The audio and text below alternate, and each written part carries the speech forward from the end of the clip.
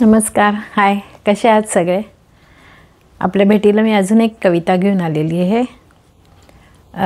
आईवर आधारित ही कविता आहे. आईच्या आठवणी ह्या अशा असतात की ते आपण कधीच आयुष्यात विसरू शकत नाही, मनातनं काढू शकत नाही.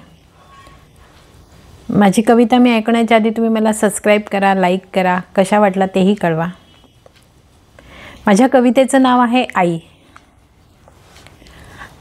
आई तुझ्या पदराला पांघरून घेते, आई तुझ्या पदराला पांघरून घेते, हृदयाशी संवाद साधून घेते. तुझ्या पदराला पांघरून घेते, हृदयाशी तुझ्या संवाद साधून घेते.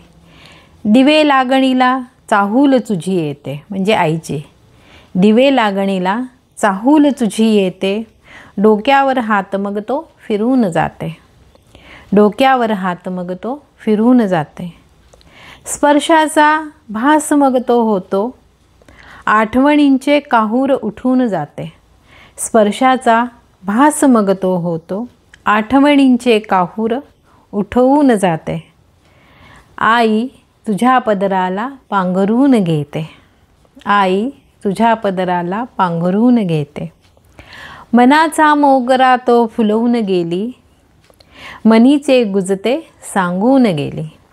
मनाचा मोगरा तो फुलवून गेली, मनीचे गुजते सांगून गेली.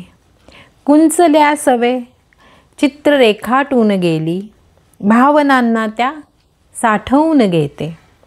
कुंचल्या सवे ते चित्र रेखाटून घेते, त्यातील भावनांना साठवून घेते. आई तुझ्या पदराला पांघरून घेते, आई तुझ्या पदराला पांघरून घेते. कशी वाटली कविता? नक्की मला सबस्क्राईब लावून कळवा, लाईक करा, शेअर करा, कमेंट्स करा. धन्यवाद.